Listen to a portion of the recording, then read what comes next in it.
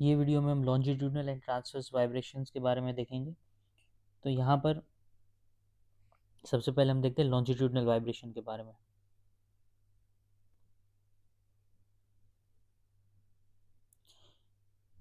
Longitudinal vibrations में अभी इसमें जो हमारा एक फिक्स सपोर्ट है यहाँ पर, उससे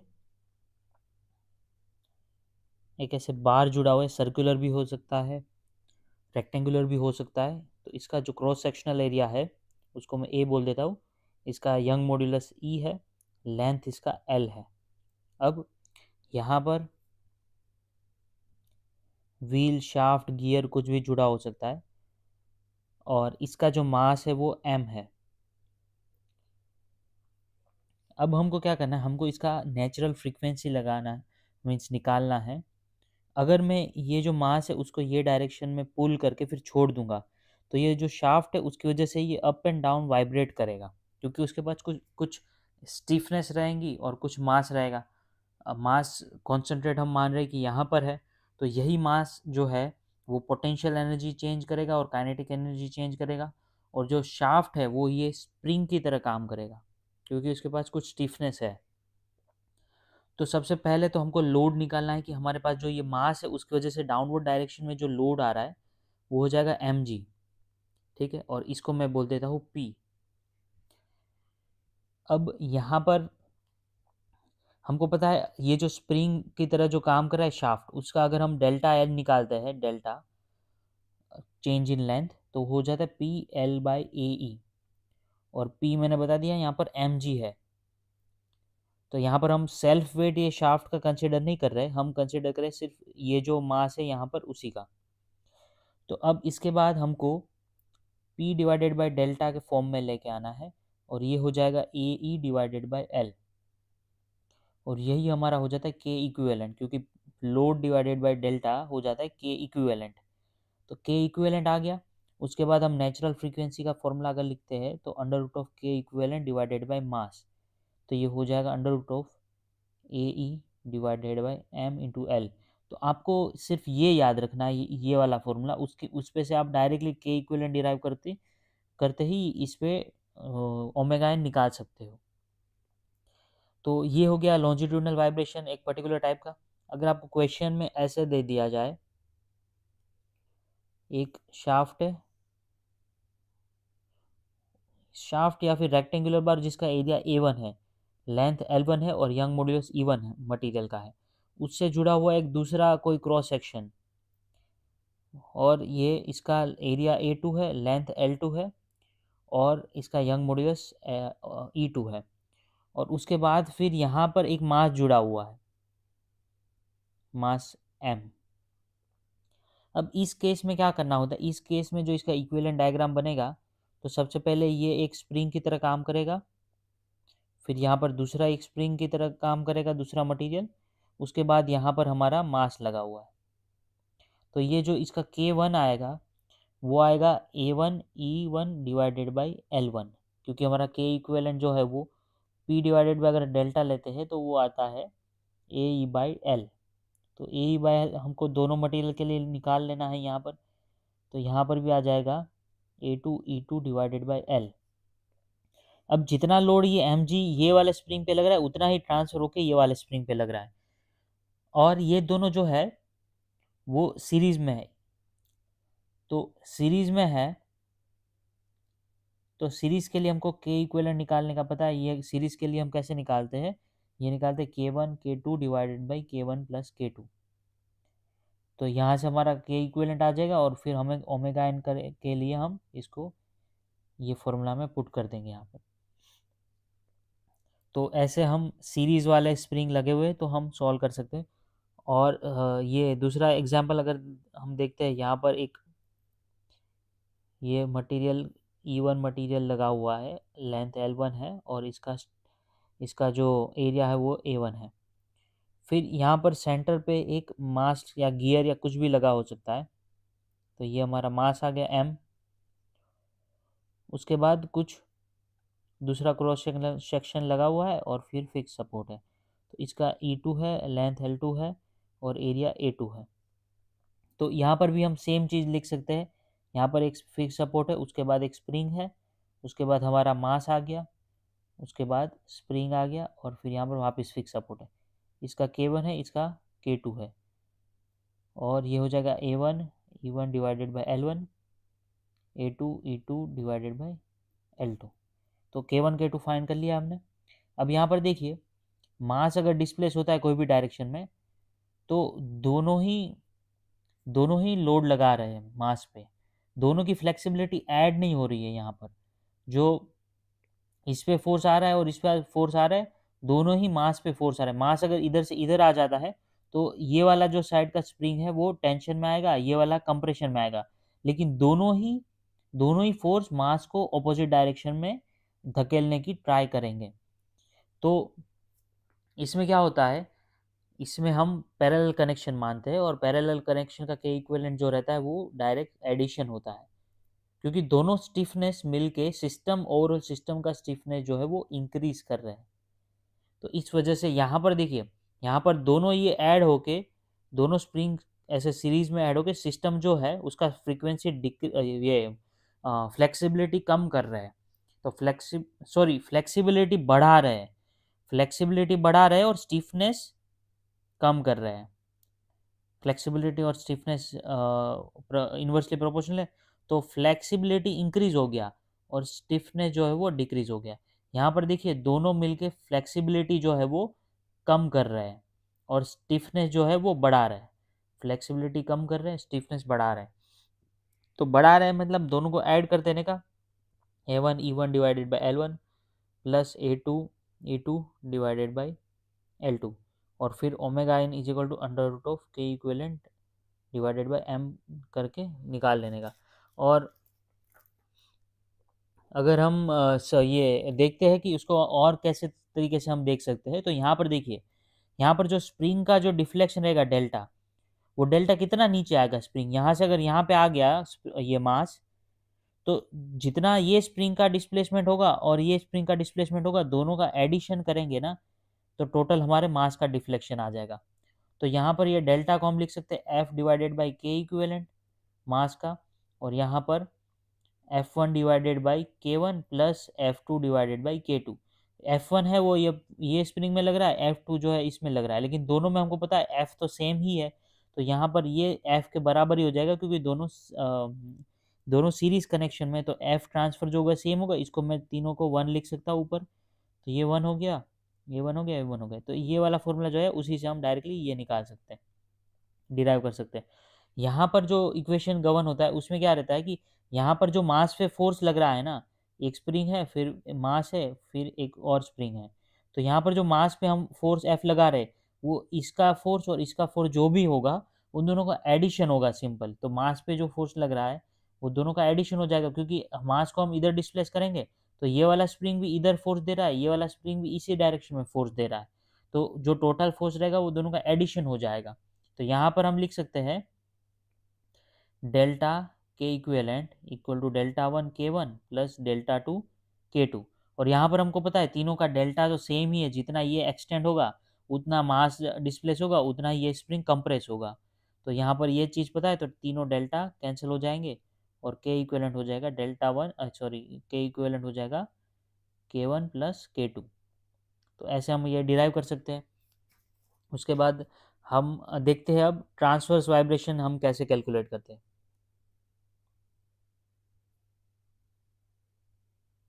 तो जो फॉर्मूला हम लॉन्जिट्यूड में लगाते थे, वही वर्जन के सारे फॉर्मूलाज हमको ट्रांसवर्स में लगाने। जैसे ये एक हमारे पास बीम है कोई भी क्रॉस सेक्शन का, और उसके एंड पे एक मास लगा हुआ है M, तो इसको हम ऐसे कैंटिलीवर टाइप गिन सकते हैं, और यहाँ पर एक मास mg का लोड लग रहा है, ये गिन सकते हैं। तो जो इसका डिफ्लेक्शन आएगा, ऐसे कुछ डिफ्लेक्शन आएगा, तो डिफ्लेक्शन ये जो y रहेगा उसका हमको फॉर्मूला पता है, ये होता है PL³/3EI, और इसको बोलते हैं हम P लोड को। तो ये हमको डिफ्लेक्शन का फॉर्मूला पता है, y is equal to PL³ divided by 3EI, और यहाँ से हम निकाल सकते हैं P divided by y will be equal to 3EI divided by L³, और यही हो जाता है हमारा K इक्विवेलेंट। उसके बाद हम ओमेगा एन आराम से निकाल सकते हैं under root of K equivalent divided by M. तो के इक्विवेलेंट की जगह पर 3EI divided by L cube into M. और जो यहाँ पर जो सारे टर्म्स है, ई जो है ये मटेरियल का यंग मॉड्यूलस है, आई जो है वो क्रॉस सेक्शन का इनर्शिया है, जैसे सर्कुलर है तो ये हो जाएगा पाई डिवाइडेड बाय 64 d⁴। और अगर रेक्टेंगुलर क्रॉस सेक्शन है, ये हाइट है, ये बी है, तो bh³/12 हो जाएगा इनर्शिया। ये एक्सिस पे हमको लेना है, बेंडिंग एक्सिस पे। यहाँ से अगर ऐसे बेंड हो रहा है तो इसका जो क्रॉस सेक्शन रहेगा उसके ये एक्सिस पे लेना है हमको। अब ऐसे सिंपल हम डायरेक्टली उसका डिफ्लेक्शन से हम निकाल सकते हैं, या फिर ये जो ओमेगा है उसको under root of G divided by Y भी लिख सकते हैं। वाई मतलब डेल्टा, ये जो वाई है उसको हम डिफ्लेक्शन को डेल्टा भी लिख सकते हैं। तो ये डेल्टा जो है उसको under root of G divided by delta भी लिख सकते हैं। तो डिफ्लेक्शन पता है तो डायरेक्टली लिख सकते हैं, या फिर उसको डिराइव करके भी लिख सकते हैं। उसके बाद ये बीम्स जो है उसमें वेराइटीज ऑफ बीम हम पढ़ते हैं। अगर ये ऐसे सिंपली सपोर्टेड बीम है और इस पे सेंट्रल लाइन पे लोड है, कुछ भी लोड है, लोड को मैं बोलता हूँ डब्ल्यू, इस पे एम जी मान लो वेट रख दिया है, और ये L/2 डिस्टेंस हो जाएगा। तो इस पे हम सिंपल डेल्टा हमको पता ही रहता है क्या रहता है, WL³ डिवाइडेड बाई 48EI। तो ये हो गया इसका ऐसे डिफ्लेक्शन जो आएगा, तो सेंटर पे जो डिफ्लेक्शन है डेल्टा उसका वैल्यू आ गया। तो यहाँ से हम W डिवाइडेड बाई डेल्टा लिख सकते हैं 48EI डिवाइडेड बाई L³। तो ये हो गया के इक्विवेलेंट आ गया एक बार, तो हम omega N is equal to under root of K equivalent जो कि है 48EI डिवाइडेड बाई L³ और डिवाइड बाई एम, ऐसा करके निकाल सकते हैं, या फिर under root of G divided by delta करके भी निकाल सकते हैं। तो जो भी बीम लेते हैं हम, जैसे ये बीम है सिंपली सपोर्टेड वाला ही है, लेकिन यहाँ पर जो लोड है वो कोई डिस्टेंस पे है, यहाँ पर W मान लेते हैं, और ये जो डिस्टेंस है यहाँ पर A है यहाँ तक, और ये जो डिस्टेंस है उसको हम मानते हैं B।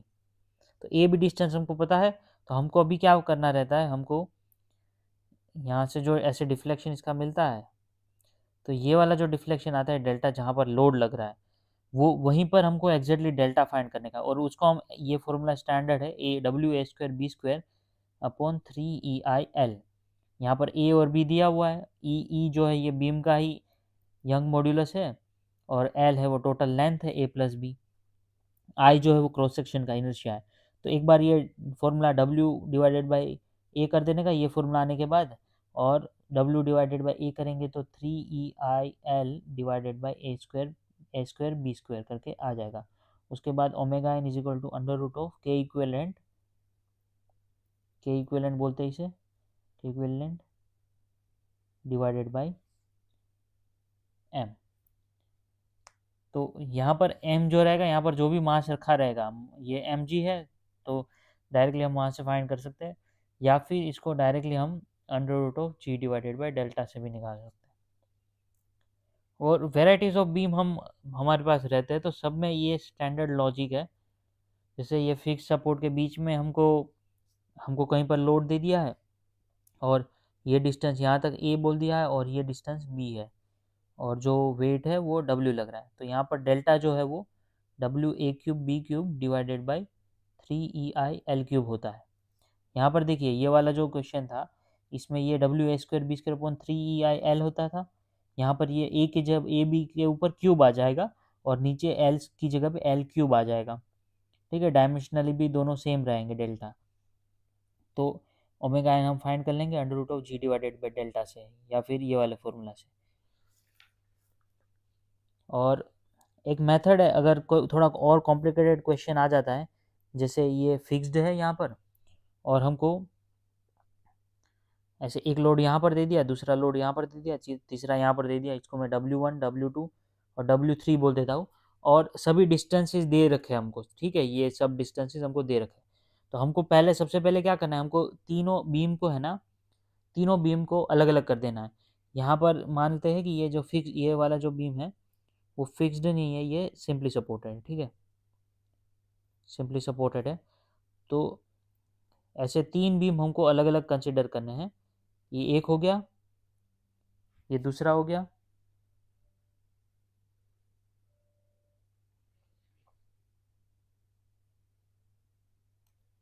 और एक ये तीसरा हो गया।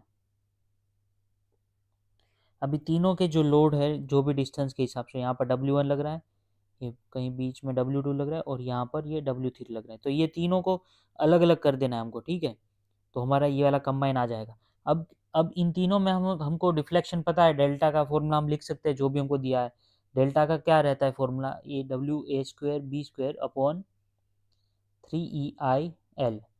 तो यहाँ पर ये डेल्टा 1 रहेगा, उसमें W1 आ जाएगा, A² अपॉन 3EIL हो जाएगा, और इसके लिए A और B ऐसे हो जाएंगे यहाँ पर। तो सिमिलरली हमको ये डेल्टा 2 और डेल्टा 3 भी निकाल लेने हैं। उसके बाद जो हमारा ओमेगा एन का फॉर्मूला रहेगा वो √of G divided by delta 1 plus delta 2 plus delta 3 रहेगा। और अगर ये सिंपली सपोर्टेड ना देकर हमको फिक्स्ड दे दिया है, दोनों फिक्स दे दिया है और अलग अलग लोकेशन पे W लग रहा है, ठीक है, और ये डिस्टेंसेस सारे दे दिए, ये W1 W2 W3 है। तो यहाँ पर हम डेल्टा का फॉर्मूला लगाएंगे WA³ डिवाइडेड बाई 3EIL3, जो हमने पहले देख चुके हैं यहाँ पर। और फिर सेम ये वाला फॉर्मूला जो है वो लगना है। जनरली क्या रहता है, omega N is equal to √ऑफ G डिवाइडेड बाई डेल्टा रहता है, लेकिन हमको यहाँ पर ये तीनों को ऐड करके डालना है, और ऐड हमको इंडिविजुअल निकाल के डालना है। तो ऐसा करके हम ये कॉम्प्लिकेटेड क्वेश्चंस भी सॉल्व कर सकते हैं। उसके बाद जो थर्ड टाइप का रहता है, हमने दो तो देख लिए, लॉन्जिट्यूडनल ट्रांसफर।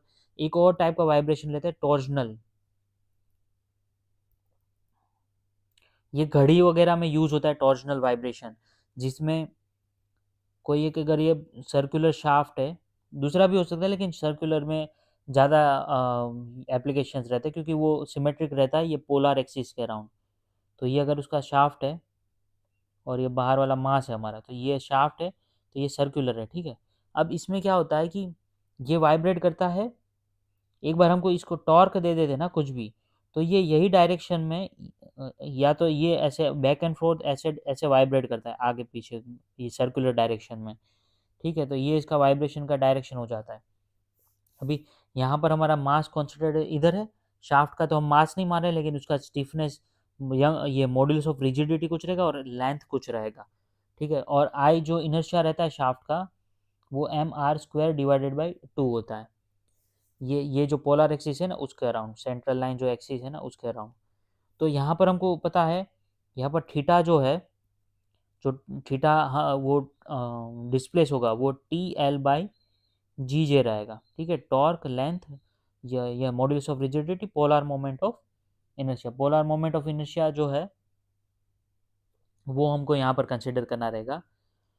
और जो जो कि क्या रहता है, पोलर मोमेंट ऑफ इनर्शिया एक सर्कुलर क्रॉस सेक्शन के लिए हम निकालते हैं, तो π/32 d⁴, ये वाला फॉर्मूला रहता है। ये जो इनर्शिया रहता है वो ये एक्सिस के लिए बेंडिंग में यूज होता है।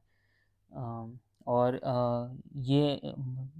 ये तो मास का इनर्शिया है ना, ये जो है वो शाफ्ट का नहीं है, ये मास का है, मास का डिस्क टाइप है। तो उसके लिए हम यूज़ कर रहे हैं। अगर हम बेंडिंग के लिए यूज़ करते तो हम इनर्शिया वाला जो रहता है वो क्रॉस सेक्शन का यूज़ करते, और वो रहता वो शाफ्ट का रहता। तो यहाँ पर अगर इनर्शिया हम बेंडिंग का यूज़ करते, ये बेंडिंग वाला, शाफ्ट का बेंडिंग वाला, तब हमको वो यूज़ करना था π/64 d⁴। लेकिन इसका तो यहाँ पर कोई एप्लीकेशन ही नहीं है, यहाँ पर ये पोलर मोमेंट ऑफ इनर्शिया का एप्लीकेशन है। और हम के इक्विवेलेंट जो रहता है टॉर्जन के केस में, वो T/θ रहता है। तो उसको हम यहाँ से डिराइव करते हैं GJ डिवाइडेड बाई L, यहाँ से आ गया ये। और ओमेगा एन हो जाएगा वो √of torsional stiffness divided by जो मास है वो, तो यहाँ से √of GJ divided by L into M हो जाएगा। तो यहाँ पर देखिए के इक्विवेलेंट जो रहता है वो सब में जब P डिवाइडेड बाई डेल्टा रहता है, अगर वो लॉन्जिट्यूडनल है तो। और अगर वो ये ट्रांसवर्स डायरेक्शन में है तो उसके लिए हम यूज़ किए थे P डिवाइडेड बाई डिफ्लेक्शन, और टॉर्जनल है तो T/θ। और इसको हम डेल्टा एल भी लिख सकते हैं, डेल्टा एल।